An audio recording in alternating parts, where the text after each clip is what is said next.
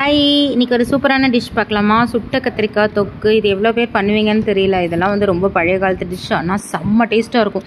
இது வந்து பண்ணி வெளியில் வச்சாலே ஒரு 2-3 நாளைக்கு நல்லாயிருக்கும். ஏன்னா புளி நிறைய போடுறோமா, அதனால ஃப்ரிட்ஜில் வச்சோன்னா ஒரு வாரத்துக்கு மேலே தாராளமாக வச்சு யூஸ் பண்ணலாம். நல்லா இந்த பெரிய கத்திரிக்காய் வாங்கின்னு இருக்கேன். அது மேலே நல்லா எண்ணெயை தடவின்ட்டேன். நல்லா 2 கத்திரிக்காய் வாங்கின்னு இருக்கேன். நல்லா 2த்துலேயும் எண்ணெய் தடவின்ட்டு அந்த கிரில் இருக்குது என்கிட்ட, அது மேலே வச்சு கேஸ் அடுப்பில். ஆனால் பொறுமையாக ரொம்ப நேரம் ஆகும் இது சுடுறதுக்கு. ஏன்னா அந்த சுடுறதுலேயே அது நல்லா வெந்து போகணும். நல்லா சுட்டு அந்த தோலெல்லாம் உரிகிற வரைக்கும் நல்லா இந்த கத்திரிக்காவை நல்லா சுடணும். பார்த்தீங்களா, நல்லா சுட்டிருக்கேன். அவ்வளோ பெருசாக வச்சேன் பார்த்தீங்களா, துண்டாகி போச்சுன்னு. நல்லா இந்த கத்திரிக்காவை சுட்டு எடுத்து வச்சுட்டு இருக்கேன். இப்போ இன்னொரு கத்திரிக்காவையும் அடுப்பில் வச்சுருக்கேன். ஸோ அவ்வளோதான். நல்லா இதை சுட்டு இது நல்லா ஆறணும். இது நல்லா ஆறுனதுக்கப்புறம் தான் வந்து இது மேலே இருக்கிற தோலெல்லாம் ஃபுல்லாக கம்ப்ளீட்டாக ரிமூவ் பண்ணிடணும். ரிமூவ் பண்ணிவிட்டு அதை வந்து சும்மா கத்தியால் கட் பண்ணி உள்ளே ஏதாவது புழுலாம் பூச்சி ஏதாவது இருக்கான்னு நம்ம பார்க்கணும். அதுக்காக தான் வந்து கம்ப்ளீட்டாக ரிமூவ் பண்ணுறோம் இந்த தோல். அதுவும் இல்லைனா கருப்பாக இருந்தால் தெரியாது டிஃப்ரென்ஸ். அதனால் எல்லாத்தையும் வந்து தோலெல்லாம் கம்ப்ளீட்டாக ரிமூவ் பண்ணணும். இது செம்ம டேஸ்ட்டாக இருக்கும். சாதத்துக்கு நல்லாயிருக்கும், இட்லி தோசைக்கு அவ்வளோ நல்லாயிருக்கும். இது நான் சப்பாத்திக்கு கூட தொட்டுன்னு சாப்பிடுவேன். இது பண்ணிட்டேன்னா அந்த ஒரு வாரம் கம்ப்ளீட்டாக இது தான் எல்லாத்துக்கும் போட்டு தயிர் சாதத்துக்கு தொட்டுன்னு சாப்பிடுவேன். கொஞ்சம் காரமாகவே பண்ணுவேன், அதனால் எல்லாத்துக்கும் சூப்பராக இருக்கும். ஸோ வெங்காயம் இப்போ வேணும் எனக்கு. அதனால் வெங்காயத்தை நல்லா பொடியாக, நான் இது வந்து ஆக்சுவலி மிக்சியில் போட்டு அடிப்பா, எனக்கு அது பிடிக்காது. அதனால் நான் வந்து வெங்காயத்தை நல்லா பொடியாக கட் பண்ணி வச்சுட்டுருக்கேன். இந்த சுட்ட கத்திரிக்காய் இருக்குல்ல, அதை நல்லா மசிச்சுட்டேன். அவ்வளோதான். கையிலேயே மசிச்சுக்கலாம், ஸ்பூன்லேயும் மசிச்சுக்கலாம். நான் வந்து இப்போது வானலியில் கொஞ்சம் எண்ணெய் விட்டு, நல்லெண்ணெய் விட்டு பண்ணால் ரொம்ப நல்லாயிருக்கும். நான் எண்ணெய் விட்டு கடுகு உளுத்தம்பருப்பு தாளிச்சிருக்கேன். தாளிச்சிட்டு இது ஸ்பூனில் நல்லா மசிச்சுட்டுருக்கேன் பாருங்களேன். இந்த கத்திரிக்காவை நான் மசிச்சா தான் நல்லாயிருக்கும். நல்லா ஃபுல்லாக கம்ப்ளீட்டாக இது உருவே தெரியாமல் இருக்கணும். அப்போ தான். அப்புறம் வந்து கருவேப்பிலை போட்டிருக்கேன். கொஞ்சமாக பெருங்காயம் ஆட் பண்ணியிருக்கேன். கடுகு உளுத்தம்பருப்பு கருவேப்பிலை பெருங்காயம் ஆட் பண்ணி நல்லா அது கொஞ்சம் பொரிஞ்ச உடனேவே வந்து நம்ம வெங்காயம் துண்டாக கட் பண்ணி வச்சுட்டுருக்கோம்ல, நல்லா நைஸாக கட் பண்ணி வச்சுட்டுருக்கோம்ல வெங்காயம். நான் தனித்தனியாக தெரியவே கூடாது அந்த வெங்காயம் கத்திரிக்காய்லாம். அதனால தான் அவ்வளோ மெலிசாக கட் பண்ணிட்டுருக்கேன் அந்த வெங்காயத்தை. சாப்பரில் போட்டு பண்ணிட்டேன், ஏன்னா கையில் கட் பண்ணால் அவ்வளோ நல்லா வராதே அப்படின்னு சொல்லிட்டு. இன்னும் வெங்காயத்தை கட் பண்ணி போட்டாச்சு. வெங்காயம் நல்லா வதங்கணும்.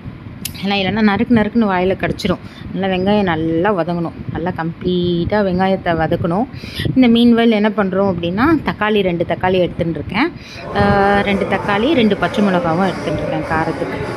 ஸோ இப்போ வந்து மஞ்சள் பொடி ஆட் பண்ணிட்டேன். வெங்காயம் நல்லா வதங்கின்னு இருக்கு. மஞ்சள் பொடி ஆட் பண்ணியாச்சு. அது கூடவே வந்து மிளகா அப்படியும் ஆட் பண்ண போகிறேன். இந்த மிளகா அப்படியும் ஆட் பண்ண போகிறேன். மஞ்சள் பொடி மிளகா அப்படி 2ம் ஆட் பண்ணி நல்லா ஒரு மிக்ஸ் கொடுத்து இது பண்ணிடணும். இந்த மீன்வேல அந்த தக்காளியும் பச்சை மிளகாவும் இருக்குல்ல, அதுவுமே நல்லா சாப்பரில் போட்டு நல்லா இது பண்ணிட்டேன். அதையுமே நல்லா சாப்பரில் போட்டு நல்லா கட் பண்ணிட்டேன். ஸோ இந்த வெங்காயம் மிளகா அப்படி போட்டோடனே ஆக்சுவலி கொஞ்சம் தண்ணி கொட்டணும்ல, அதுக்கு பதில் என்ன பண்ணியிருக்கேன், இந்த தக்காளி கட் பண்ணி வச்சுட்டுருக்கேன்ல, கொஞ்சம் அதை ஆட் பண்ணிவிட்டேன். அவ்வளோதான். அதிலே தண்ணி விட்டுன்றோம் போரும். இந்த ஸ்டேஜில் வந்து நம்ம உப்பும் கொஞ்சம் சேர்த்துட்டோன்னா அதிலே தண்ணி விட்டுன்றோம். தனியாக தண்ணி சேர்க்கணும் அப்படின்னு அவசியம் இல்லை. ஸோ வெங்காயம் தக்காளி மிளகா அப்படி மஞ்சள் பொடி போட்டு இது நல்லா வதங்கின்னு இருக்குது. இந்த ஸ்டேஜில் உப்பு போட்டுட்டேன். உப்பு போட்டாலே கொஞ்சம் தண்ணியாக நீருக்கு ஆகிடும்ல, அதனால் அது போரும். தண்ணி தனியாக கொடுக்க வேண்டாம். ஸோ அவ்வளோதான். ஸோ இது நல்லா வதங்கணும். நல்லா வதங்கி எண்ணெய் பிரிஞ்சு, நம்ம ஃபஸ்ட்டு கொஞ்சம் எண்ணெய் கொட்டினோம்ல, அந்த எண்ணெய் நல்லா மேலே வர வரைக்கும் இது நல்லா வதங்கணும். இப்போ தான் செம்ம டேஸ்ட்டாக இருக்கும் இந்த கத்திரிக்காய் தொக்கு. ஏன்னா கெட்டு போகாமல் இருக்கும். ஒரு 1 வீக் வச்சுன்னு சாப்பிட்றோம்ல. இது நல்லா வதங்கி எண்ணெய் நல்லா மேலே வந்துட்டா இந்த கத்திரிக்காய் வந்து நம்ம மசிச்சு வச்சுட்டுருக்கோம்ல, இதை கம்ப்ளீட்டாக உள்ளே சேர்த்துடணும். சேர்த்துட்டு ஃபுல்லாக இந்த வெங்காயம் தக்காளி வதக்கினது வந்து எல்லாம் இந்த கத்திரிக்காயோடு சேர்ந்து மிக்ஸ் ஆகிற அளவுக்கு நல்லா கொட்டி மிக்ஸ் பண்ணிக்கணும். கம்ப்ளீட்டாக நல்லா வதங்கணும். இது அப்போ தான் டேஸ்ட்டாக இருக்கும். ஃபுல்லாக நல்லா வதங்கின்னு இருக்குது பார்த்தீங்களா. நல்லா வந்து எல்லாத்தையும் நம்ம மிக்ஸ் பண்ணிட்டோம் ஒன்றா. அப்புறம் வந்து புளி கரைச்சி வச்சுட்டுருக்கேன் சைடில். புளி கொஞ்சம் நிறையவே சேர்த்தா தான் நல்லா அந்த புளிப்பு உப்பு காரம் எல்லாமே சேர்த்து சூப்பராக இருக்கும். ஸோ புளி நிறையா கொஞ்சம் கரைச்சி வச்சுட்டுருக்கேன். அந்த புளியும் கொட்டியாச்சு. அவ்வளோதான். இது எல்லாம் ஒன்றா சேர்ந்து நல்லா கொதிக்கணும். அது கொதிக்க தான் இந்த டேஸ்ட்டே வரும். அப்பாடி சீரியஸாக சொல்கிறேன், இது ஒரு அல்டிமேட் டிஷ்ஷு. கண்டிப்பாக ட்ரை பண்ணணும் எல்லாருமே.